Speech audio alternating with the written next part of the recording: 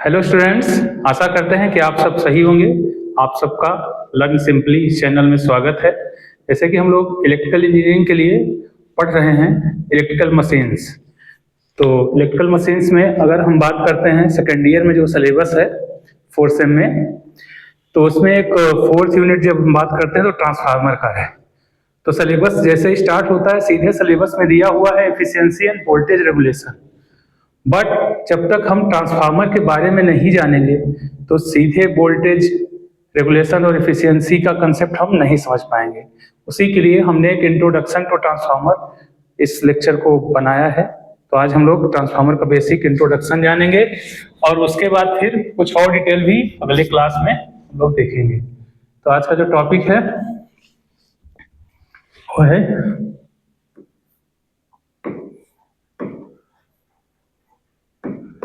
Introduction to transformer. Introduction to, लगता है कि इंट्रोडक्शन की क्या जरूरत है। ट्रांसफार्मर तो हम लोग देखते ही हैं, स्टैटिक डिवाइस है। बहुत सारे क्वेश्चंस आते हैं जब भी पूछा जाता है स्टूडेंट से define transformer, what is a transformer, तो आंसर में स्टूडेंट यही देते हैं कि transformer is a device which used to step up and step down the voltages. ठीक भी है, ये उसका वर्किंग फंक्शन है एक तरीके से कि क्या कार्य करता है ट्रांसफार्मर। ट्रांसफार्मर एक स्टैटिक डिवाइस है। ट्रांसफार्मर जो है it is a static electrical device. Static electrical, एक second, it is a static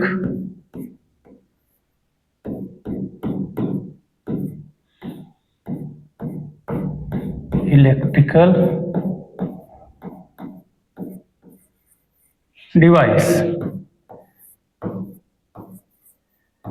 but ये डिफिनेशन जो है कंप्लीट नहीं है, क्योंकि स्टैटिक इलेक्ट्रिकल डिवाइस तो बहुत सारी हैं।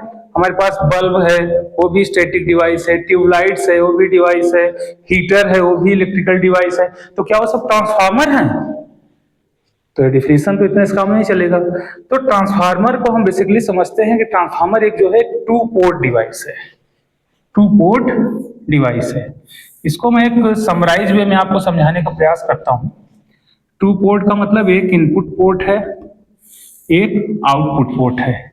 पोर्ट कहने का यहाँ पे तात्पर्य है कि आप अगर नेटवर्क पढ़ते हैं तो किसी को भी इनपुट किसी को भी आउटपुट बनाया जा सकता है। तो जो ये ट्रांसफार्मर है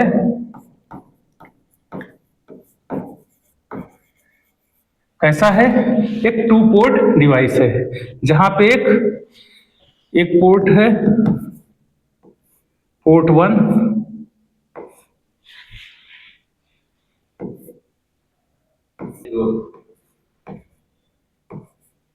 पोर्ट 1। आपके मन में सवाल आएगा कि सर पोर्ट बता रहे हैं हम लोग तो प्राइमरी सेकेंडरी पढ़े हैं। हाँ पढ़े हैं, हम लोग जानते हैं प्राइमरी सेकेंडरी है, लेकिन यहाँ पोर्ट की बात कर रहे हैं। तो पोर्ट टू पोर्ट डिवाइस है और ये जो पोर्ट से आपस में कैसे कनेक्ट होते हैं? इलेक्ट्रोमैग्नेटिक वे से। कैसे कनेक्ट होते हैं? इलेक्ट्रोमैग्नेटिक। अच्छा, एक बात और कि जैसे और डिवाइसेस मोस्टली हम देखते हैं तो इनपुट जो होता है उनका दूसरे एनर्जी फॉर्म का रहता है, आउटपुट उसमें दूसरे एनर्जी का फॉर्म का रहता है। बट यहाँ ट्रांसफार्मर में क्या है? दोनों पोर्ट पे इलेक्ट्रिकल एनर्जी ही रहती है। दोनों पोर्ट पे इलेक्ट्रिकल एनर्जी ही रहती है। तो इलेक्ट्रिकल एनर्जी, दोनों पोर्ट पे इलेक्ट्रिकल एनर्जी ही है। तो सर फिर इलेक्ट्रिकल एनर्जी है तो फिर किस चेंज क्या हो रहा है? हाँ, इसका कंसेप्ट यही है transformer. Transformer transfer electrical energy from one circuit to another circuit by changing its voltage level and current level with the same frequency and power. तो इस पोर्ट से इस पोर्ट तक जो पावर ट्रांसफर होगी तो पावर यहां पे सेम रहेगी, frequency also will be same। Power same रहेगी और हाँ, तो फ्रीक्वेंसी दोनों साइड में सेम रहेगी। वोल्टेज, अब वोल्टेज क्या है, अगर इधर का वोल्टेज हम V1 ले लें तो यहाँ का वोल्टेज हो जाएगा V2। अगर V1 है V2 है तो करंट यहाँ की अगर हम I1 लें तो यहाँ का करंट I2 है। तो इसका मतलब क्या है, transformer is a static electrical device which transfer power from one circuit to another circuit by electromagnetic medium with constant power and constant frequency at different level of voltage and current। ये है transformer की exact और proper definition. तो जब भी आपसे पूछा जाए तो ऐसे मत बताइए कि सीधे इलेक्ट्रिकल डिवाइस है, ठीक, ये है ट्रांसफार्मर। अब इसमें एक क्वेश्चन आता है कि ट्रांसफार्मर तो है स्टैटिक डिवाइस, इसको हम मशीन क्यों कहते हैं? ट्रांसफार्मर का अगला सवाल है, why transformer termed as machine या कॉल्ड एज मशीन? क्योंकि हम जब मशीन की बात करते हैं, जब भी हम मशीन की बात करते हैं तो हम लोग पढ़े हैं कि मशीन क्या है। मशीन एक ऐसी डिवाइस है जहां पे हम इलेक्ट्रिकल एनर्जी देते हैं और मैकेनिकल आउटपुट पे मिलता है। तो इलेक्ट्रिकल इनपुट मैकेनिकल आउटपुट ते मशीन कहलाई मोटर। दूसरा हम पढ़े हैं कि अगर हम मैकेनिकल इनपुट दें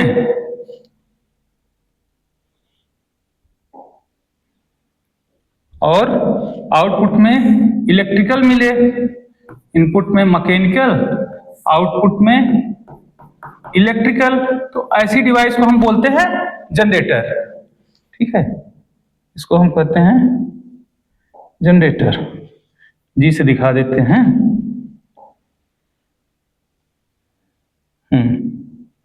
this is generator. Generator represent G से करते हैं जनरेटर का। तब क्वेश्चन आता है कि ट्रांसफार्मर में तो हम इलेक्ट्रिकल एनर्जी ही दे रहे हैं और आउटपुट में भी इलेक्ट्रिकल एनर्जी मिल रही है, कोई एनर्जी कन्वर्जन हो नहीं रहा है, तो ये ट्रांसफार्मर फिर मशीन क्यों है? तो मशीन इसलिए है कि मशीन में जो इनपुट से आउटपुट के बीच में इंटरमीडिएट डिवाइस यूज होती है वो है मैग्नेटिक मीडियम। कैसा मीडियम? मैग्नेटिक मीडियम या इलेक्ट्रोमैग्नेटिक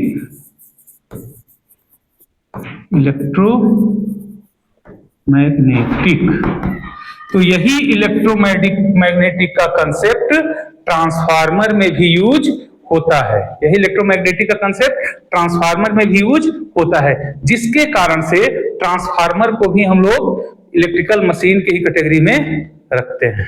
तो आपको उम्मीद करते हैं कि बेसिक कंसेप्ट कि ट्रांसफार्मर क्या है और इसको इलेक्ट्रिकल मशीन में क्यों रखते हैं आपको समझ में आ गया होगा।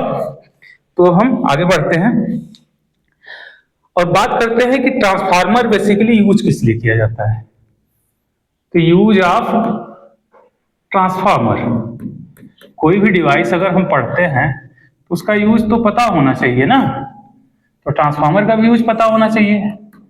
हम लोग जनरली यही आंसर देते हैं, जैसे शुरू में ही बोला था क्लास में कि आप डिफाइन करते हैं तो यही कहते हैं कि transformer step up step down के लिए, ठीक है, स्टेप अप स्टेप डाउन के लिए करते हैं, लेकिन इसका पहला यूज क्या है?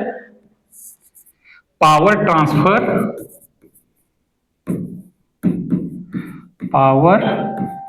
Transfer from one circuit to other circuit at different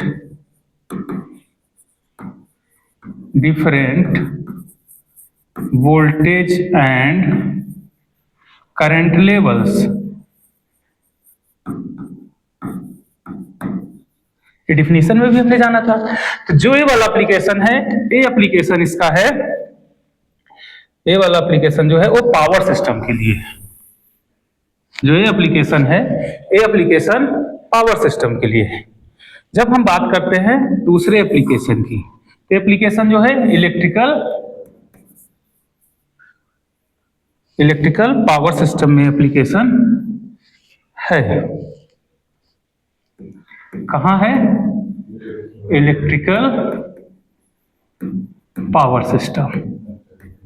तो ट्रांसफार्मर केवल पावर सिस्टम में तो नहीं होता है, आपने बहुत जगह पे ट्रांसफार्मर देखा होगा, बहुत सारे एप्लीकेशन है।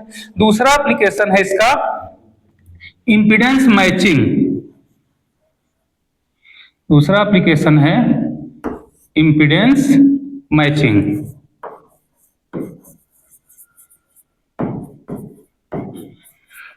इंपीडेंस मैचिंग ये जो एप्लीकेशन है, ये कंट्रोल में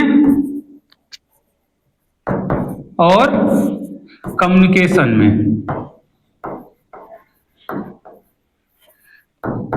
इंपीडेंस मैचिंग। जैसे हम लोग जानते हैं मैक्सिमम पावर ट्रांसफर का फार्मूला क्या होता है कि इनपुट इंपीडेंस लोड इंपीडेंस के बराबर हो तो पावर मैक्सिमम ट्रांसफर होती है। तो ट्रांसफार्मर ही इसके लिए भी यूज किया जाता है। थर्ड एप्लीकेशन है इट प्रोवाइड आइसोलेशन। अच्छा, जब हम बात करते हैं आइसोलेशन की, तो हम समझना चाहिए हमें कि इलेक्ट्रिकल आइसोलेशन की बात कर रहे हैं। इलेक्ट्रिकल आइसोलेशन, जैसा कि ट्रांसफार्मर की डिफिनीशन में ही पता है कि टू पोर्ट डिवाइसेस है और इसकी प्राइमरी और सेकेंडरी या दोनों पोर्ट आपस में इलेक्ट्रिकली कनेक्ट नहीं होते हैं, वो इलेक्ट्रोमैग्नेटिकली कनेक्ट होते हैं। तो ये क्या करता है? आइसोलेशन प्रोवाइड करता है। मतलब वो इलेक्ट्रिकली फॉल्ट अगर किसी एक पोर्ट में आएगा तो उसका इफेक्ट दूसरे पोर्ट पे नहीं पड़ेगा, तो इलेक्ट्रिकली आइसोलेशन भी है। और भी एप्लीकेशन है, जैसे हमने कहा है कि वोल्टेज और करंट का चेंज करता है, एक साइड से दूसरे साइड पे पावर भेजता है, तो ये एप्लीकेशन पावर सिस्टम में ही है। अब हम लोग थोड़ा इसके बारे में और जानते हैं कि इसके क्लासिफिकेशंस क्या क्या हो सकते हैं। ट्रांसफार्मर के बहुत सारे क्लासिफिकेशन हैं, लेकिन कुछ क्लासिफिकेशन हम लोग समझेंगे। Classification of transformer.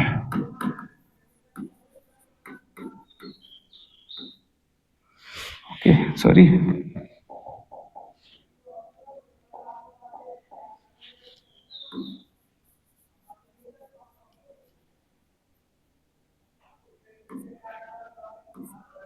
Classification of transformer.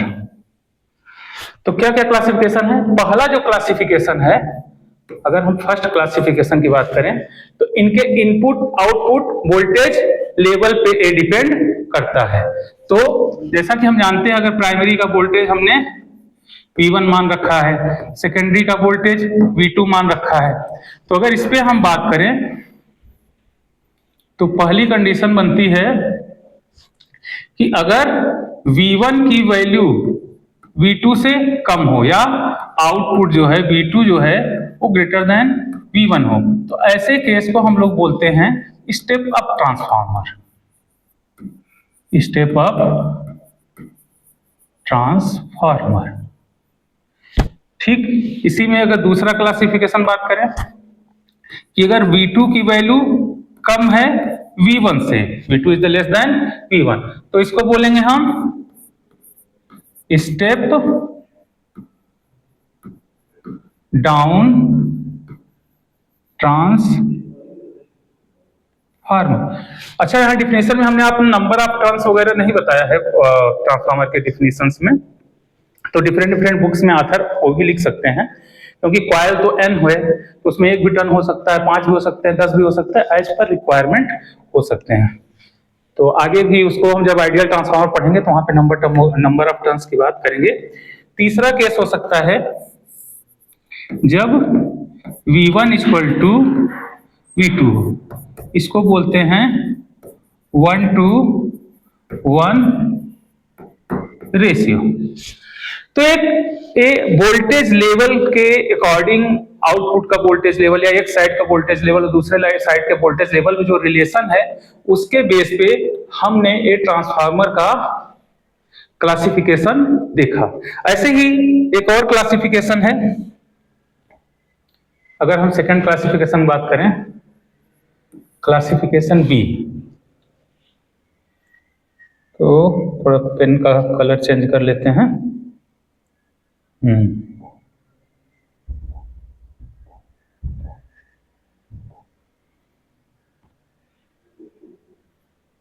ठीक है, ओके, थैंक यू। तो ये है बेस्ड ऑन एप्लीकेशन। आपने कई सारी जगह पे ट्रांसफार्मर देखा होगा, बाहर भी देखा होगा, बड़े बड़े ट्रांसफार्मर लगे रहते हैं। आप घर में मोबाइल देखा होगा, लैपटॉप में भी छोटा सा ट्रांसफार्मर सीडी डीवीडी के लिए भी लगा रहता है पावर। अब तो जो मॉडर्न लैपटॉप आ रहे हैं वहां पर रेगुलेटर डिवाइसेस लग जाती हैं। ठीक, तो इसके बेस पे अगर हम कहें तो ट्रांसफार्मर दो तरीके के होते हैं। एक है इलेक्ट्रॉनिक ट्रांसफार्मर,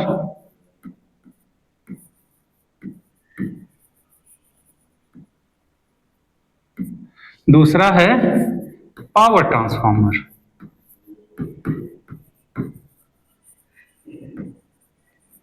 इलेक्ट्रॉनिक ट्रांसफार्मर और पावर ट्रांसफार्मर।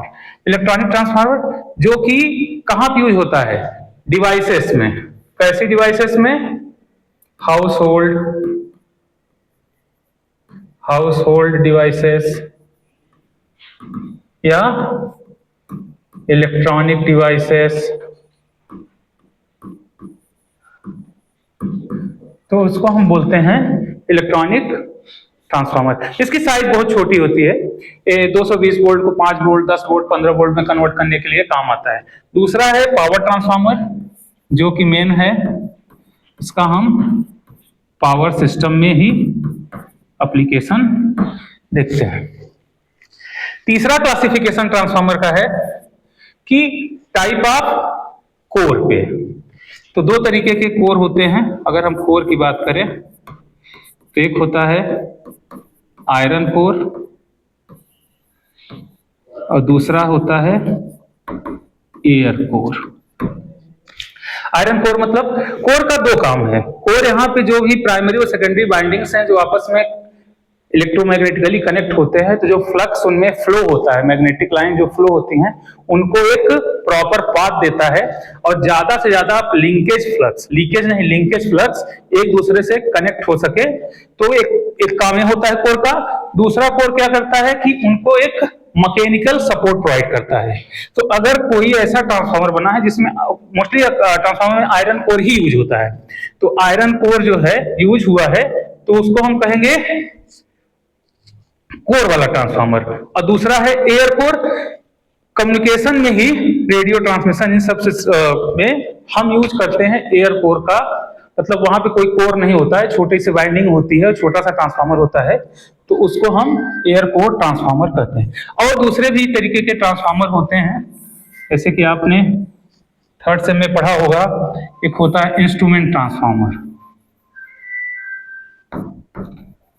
इंस्ट्रूमेंट